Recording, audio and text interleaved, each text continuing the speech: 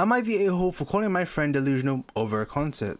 Over a concert? Snappy title to catch clicks, I apologize, but truthfully it does sum up the basis of the story. This story happened in 2023, but I'm thinking on it now and I need some people who don't know me to tell me if I'm in the wrong. So I, 22-year-old female, was friends with Ellie, 21-year-old female, for a few months. We met in a Discord server and basically pack bonded with each other immediately.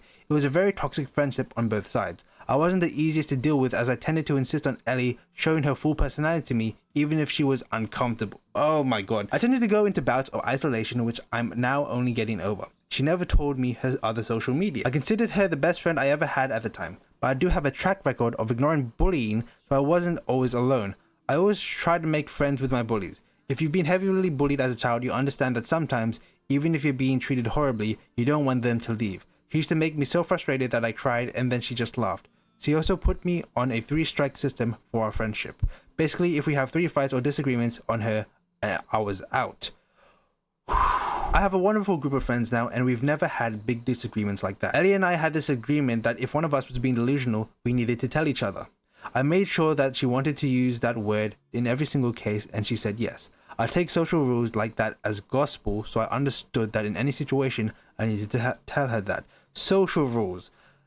Then came the concert. It was a very popular K-pop group and it was all she talked about for months. I'm talking calls with me helping plan her outfits, with me making sure she has a travel plan and enough food. She was so excited. I tried to tell her to manage her expectations, but I said the wrong words and said to manage her excitement. I felt like she got disappointed that she would blame it on me. She was a little pissed, which is only natural. And then she started saying how her friend met the group so many times in public that it was definitely going to happen. Like she was dead set on this actually happening and no amount of words from me were going to change that. So I remembered that rule that we had and told her she was being delusional. I didn't want her to get her hopes up to only have them dashed in an instant when it wasn't going to happen. She was fuming and basically ghosted me until the concert. She lied and said she met them, to which I congratulated her because that's so rare and amazing. We both lashed out at each other, then blocked each other soon after. I can totally understand why I would be the asshole in this situation. She was excited for this concert for months and then I basically ruined it for her. I'm still unsure on this whole situation even after all this time has passed. Thank you for your help. There are a few things here. First of all, forcing to show her full personality to you even when she was uncomfortable. Like, at least you admit that it was a bad thing, but yeah, it's a very bad thing. Like, don't make people uncomfortable by doing things that they don't want to do. That's a big no-no. Big no-no. And also the whole bullying thing, I understand that because like, it's like they bully you, right? They treat you badly and all of a sudden they stop. It still feels like, wait, do that now not mean anything to you? I understand that feeling and it's a bad feeling. You shouldn't feel that way, but there's still that attachment to it because when you're treated badly, you want someone to treat you right. But if no one's treating you or giving you that attention at all, then you just sometimes feel even worse. And that's just, it's a very toxic mindset to have. Very bad thing to have. But then also having a 3-strike system on a friendship, that's a, I don't know about that. Like 3-strike, like here's the thing, my friends, they're not perfect. I'm not a perfect person. And we're not afraid to call each other out. But I wouldn't say there's like a strike system. It's more so like a crossing the line system. Like let's say like you do something bad, we're just like, hey bro, you need to stop. You do something bad, hey bro, you need to stop. You do something illegal, we're like, whoa, hang on. And then they do something that like hurts someone else or something where it's like they actually need to go to court and all of that. As it's like, yeah, well, we can't really be friends with you. It's kind of like that. That's how my friend group works. And it's not that there are social rules within a friendship. Like, here's the thing. I'm not the bestest of friends with anyone. All right, I'm gonna admit that.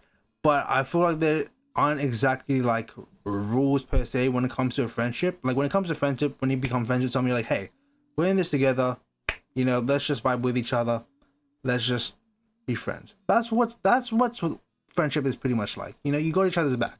And like that's why sometimes friendship breakups can sometimes hurt more than a romantic breakup. But yeah, friends are like just making sure you have each other's trust and everything's all good and all that.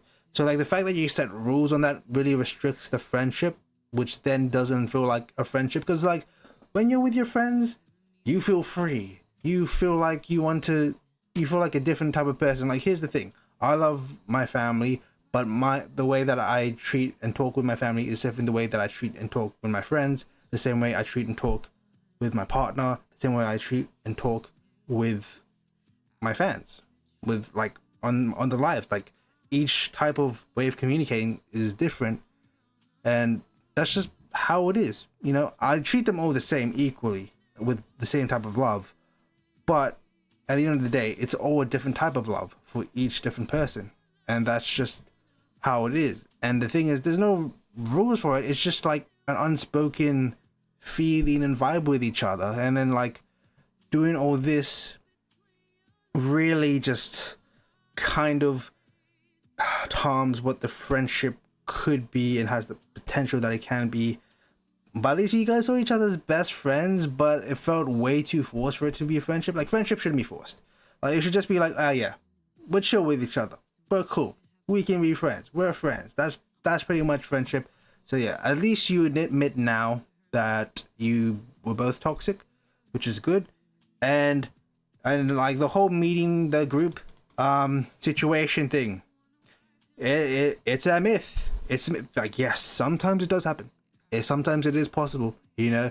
Like, I have seen people randomly see Twice's Jihyo take pictures on the streets of Melbourne City.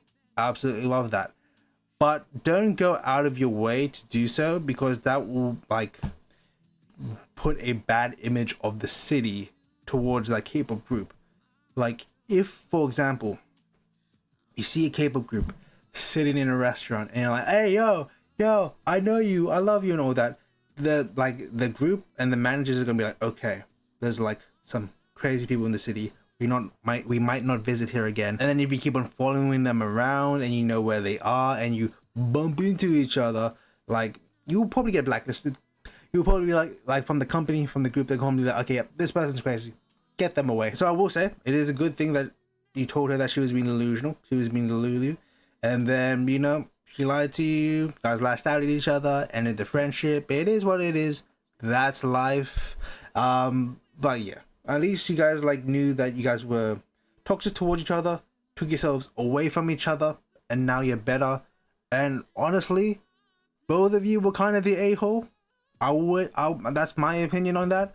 But the fact that you both stepped away from each other and did better for yourselves, it's all good. It's all fine. And listen, it's okay to be Delulu to an extent, in a joking, fun way. Like sometimes I say, oh yeah, Serum's my wife, ah ha ha ha ha, Chaewon's my girlfriend, ah ha ha ha ha. But saying like, I'm gonna meet Serum in Melbourne because she's coming to Melbourne. I know where she'll be.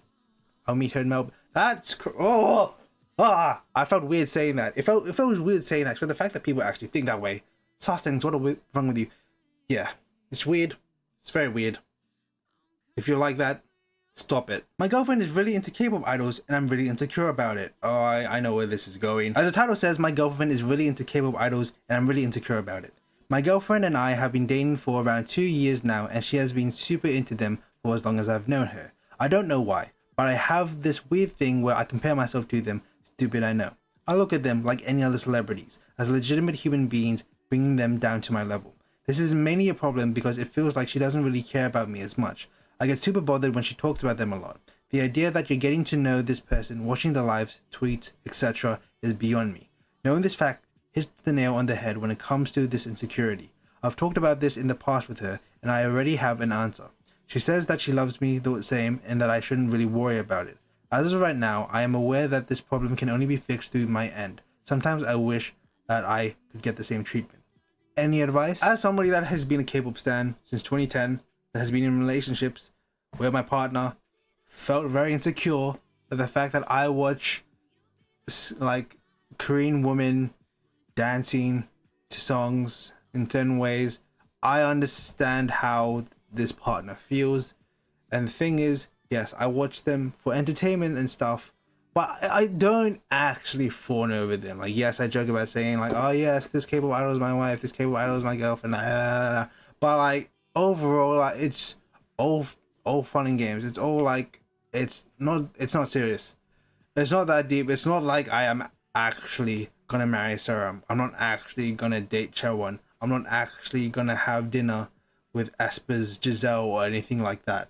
Like, I'm just like, it's just like, because K-pop's just entertaining in general. And then with the songs, they're nice to listen to. Music videos, they're nice to watch. The performances, amazing spectacle. And then their variety shows and their tweets and stuff, it's just fun to watch. It's just fun to be a fan. It's fun. I'm not actually out here going to try to, like, you know, win them over through what? Like, what do I have to win over a K-pop idol? Like, why would I be delusional enough to think that I can actually date a K-pop idol? I don't have anything. What? My TikTok? My YouTube shorts? My YouTube channel? Oh yeah, look, I talk about you. Don't you love me? Like, that'd be weird. That'd be weird. And, like, it'd be even weirder for anyone else to do so. So, like, I understand the insecurity about it, especially if you don't look like the K-pop idols. But the truth is, nobody looks like the K-pop idols. Like, every idol has gone through some sort of surgery, whether it's plastic or, like, cosmetic, or, like, where you get rid of stuff. There's so many surgeries. It's not just plastic surgery. There's so many surgeries that idols go through. And if, as long as they're being healthy about it and careful about it, then I think it's perfectly okay. It's their choice, their body. You do what you want to do with your body. Like, I would get tattoos, but that's pretty much it. That's pretty much all I would do. And yeah, it's really up to them. Like, you don't have to look like them as well. You don't have to dance like them as well. Like, a lot of my partners felt insecure because I would watch them and they're like, oh my gosh, I'm not a skinny Asian girl or whatever. It's like skinny Asian girls aren't my type. Okay, like, I like all types of women. Fun fact, I guess. I don't know why I said it like that. I just love women. Call me Eve. But your girlfriend is just being a fangirl. Nothing more, nothing less. I'm sure she loves you the way you are. Now here's the edit saying, thank you everyone reading and giving advice.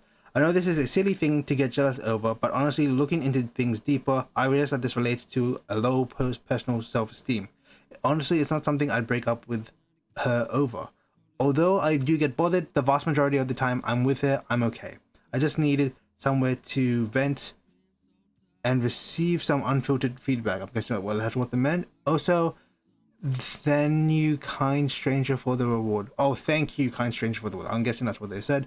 And then on a side note, any suggestions for K-pop stan gift? I bought her a pair of Boss QC35 because she doesn't have any headphones to listen to with. Oh, she has earbuds. I know there are shirts and stuff, but is there anything a little more unique than that? Again, thank you so much for the replies and advice. I strive to become a better person. Yeah, I guess it's more sort of a mental health thing. Like, I'd say, like, my partners, they had their celebrity crushes and all of that, but, like, I knew, like, they weren't actually going to leave me for, let's say, Charles Melton or a V, you know?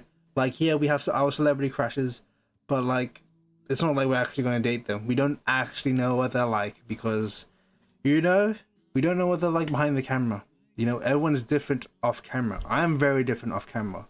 Like, when my friends watch my videos, they're like, whoa, bro, you talk? Because I'm very introverted and stuff, so I usually just, like, chill with my friends. But, like, they're like, whoa, bro, you actually talk and stuff. So, everyone's different.